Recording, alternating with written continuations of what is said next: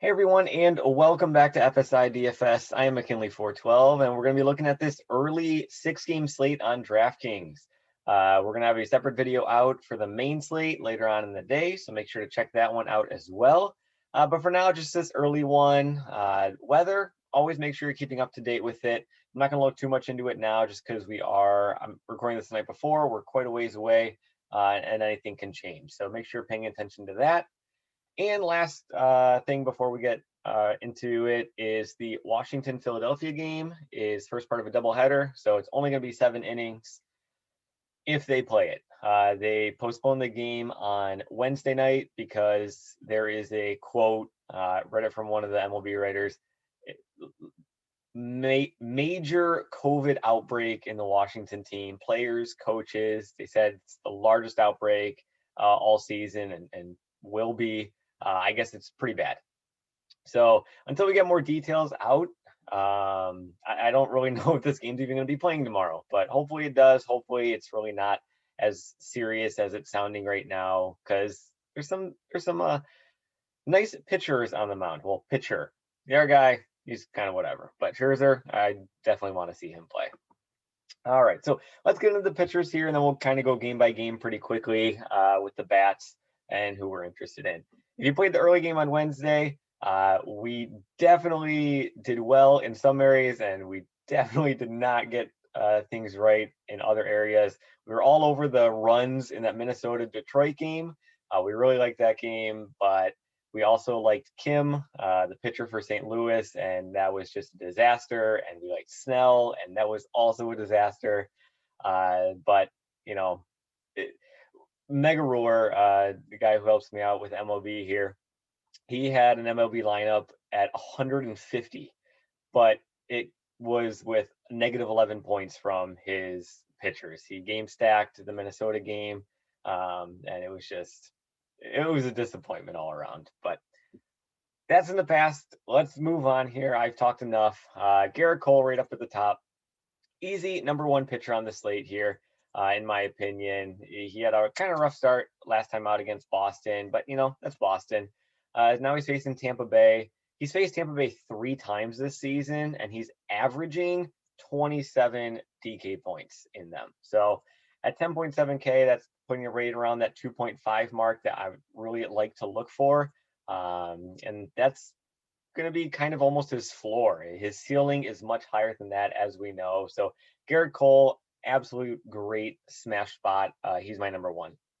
Scherzer, like I said, I don't know if this game's really going to be going on. I hope it does. If it does go on, obviously we're interested in Scherzer because of his K upside and everything. But I think I might actually lean more down towards Rodon over him. Strictly, matchup, and it is a 7-inning game. Who knows if they put Scherzer in for all 7, or if they just pull him at 6, and he doesn't get as full of a workload as he could if he's doing well.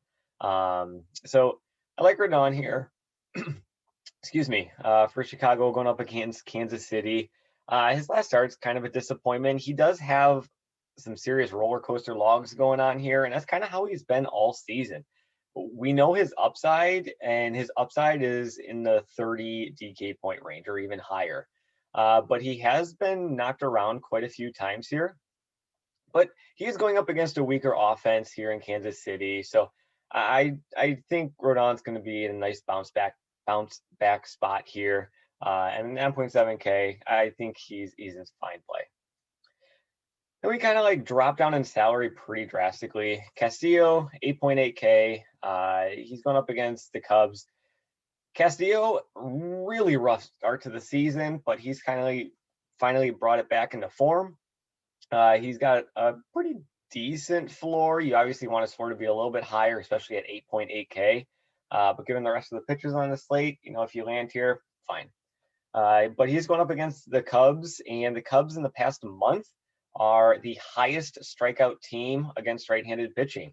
They strike out as a team 27.9% of the time.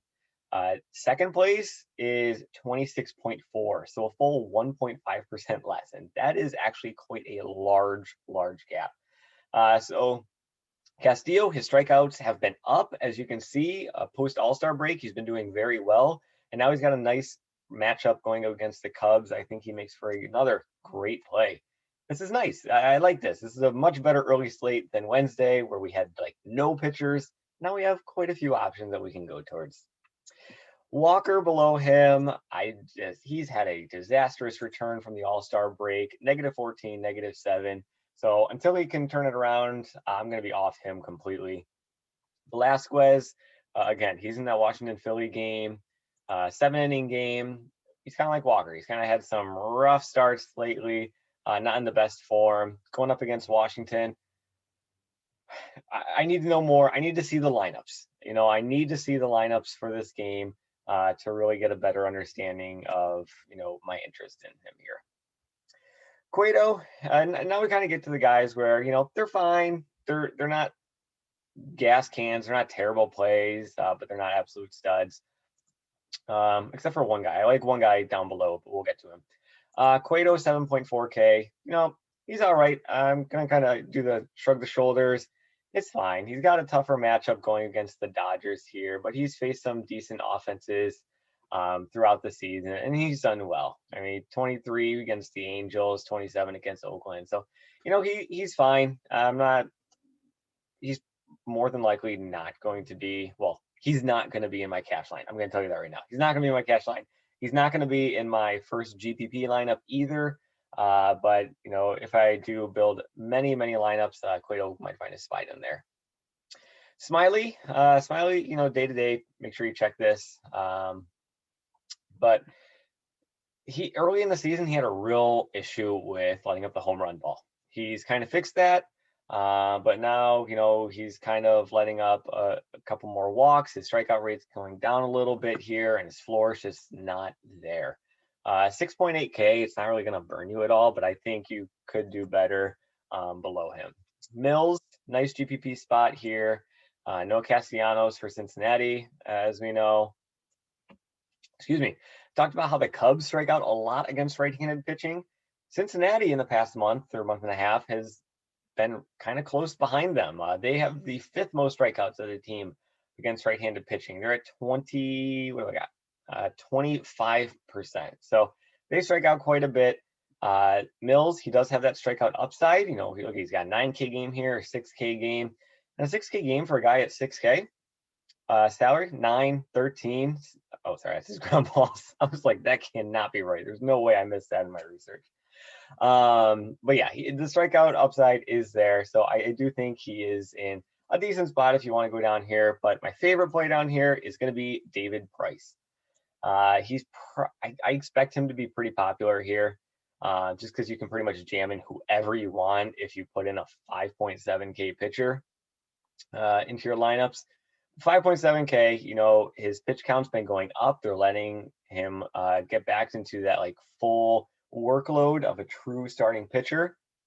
So I could see him tomorrow going like 80 plus pitches possibly. Facing San Francisco, he gets that nice ballpark boost going out into that park. And San Francisco, if you look at their hitters here, they're really banged up with all of the injuries. Belt's out, Longoria, Crawford, Wade, he's day-to-day as well. So they're seriously hurting in the hitting department. So Price, I think if you go down at pitcher, is probably your best play. So just kind of recap things. I like Cole. I like Rodon. Probably my favorite two. Scherzer, 7-inning game. He's fine. He's a great play. If you want to go for him, go for it. No issues with that. He's in a nice spot. I don't want him to get pulled at like 6 innings. And they put in a closer or something, or some other crazy COVID thing happens mid-game. So who knows? Castillo, he's been much better lately. Walker, Velasquez, don't touch him. Everybody else is pretty fine. And then Price, top play down here for sure. Looking towards the bats, Washington, Philadelphia. Again, I can't really comment on this game because I want to see the lineups. I want to see who's impacted by this COVID news and this outbreak that is occurring. Sorry, I just can't. Atlanta, probably one of my favorite stacks on the slate, going up against Walker just with how bad he has been lately. The two guys that you're going to want from Atlanta is Freeman and Riley. These are two guys that have just the best numbers against right-handed pitching, guys like Walker. So we're definitely looking towards Freeman. We're definitely looking towards Riley. Jock Peterson, he's a lefty, got that lefty-righty matchup, possibly leading off, but he's actually struggled quite a bit against right-handed pitching. His platoon splits are not that great. In fact, in the past month, he is hitting sub 200 against right-handed pitching. On the season overall, he's at like 260 or something. That's not great, but if you do want to go with that Atlanta stack, he's not going to hurt your bank at all. But Freeman, Riley, definitely have them in. Everybody else, you can kind of mix and mingle. On the New York Mets side, we're looking to guys like McNeil, the guys with the best numbers. I'm just giving you the best numbers here. McNeil, Nemo, and McCann. These are kind of like your big three against left-handed pitching. So, like I said, Smiley, he doesn't really let up a lot of home runs, or he hasn't. He had a serious home run issue earlier on in the season. That's since been resolved. So I'm not expecting the Mets to have like a 4 or 5 home run game or anything. But if you do go with a Mets stack, try to be a little bit different. McCann, McNeil, Nemo, that'd be where I would be starting off. Tampa Bay, no interest in, just because going up against Garrett Cole. And the Yankees, I don't really have too much interest in the Yankees either, just because they're the Yankees. They've just been a complete disappointment this season. Judge's day-to-day, he got pulled. It's still a mystery at the time of this recording what's going on with him. So if you do want to go with the Yankees, I just go with the standard guys here. Just kind of like correlate your lineups, get good batting order, whatever. If this is like your secondary stack, whatever kind of position plays you have remaining, see if they fit in well, see if they correlate well, and go from there. But other than that, I don't have too much interest in the Yankees. Chicago White Sox, they have the value of the day once again. Eloy Jimenez for the third, fourth straight slate now is this. He's just too cheap. Just plug and play him at 3K, especially going up against Hernandez here. Sheets, he's a nice play as well. Moncada for sure. Abreu if you want to put him in as well. But Jimenez, top value or a top value on the entire slate. I don't think he's the top value. I think there's one guy who might be even better. He's even cheaper too. Casey Bats, I don't have any interest going up against Rodon, but here's what I like for seeing the Cubs, the White Sox. And now we get into a game that I do have a little bit more interest in. Mills, going against Cincinnati. Mills, he's been pretty decent. He's got that K upside. So I don't think Cincinnati's in a smash spot here, but I do think they have been doing pretty well as of late. Votto, he is like the hottest hitter on the planet right now. He once again gets a nice lefty-righty matchup. He just hit another home run before I started recording this, so he's just on fire lately. Winker definitely going to be there in as well. Farmer's another guy who has been hitting very well. Doesn't really correlate very well in the batting order with Votto and Winker, but if you sprinkle in a couple other guys in the middle of the lineup there, like Suarez or Stevenson, you can get something there. But Farmer's been doing pretty well as of late with the bat. So 3.2K, he's a nice value.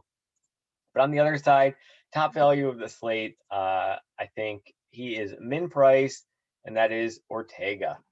Ortega in the past month against right-handed pitching like Castillo, he's hitting 429. He's been leading off for the Cubs here against righties. So at min price, you get a leadoff hitter hitting over 400 in the past month against this pitch-handedness.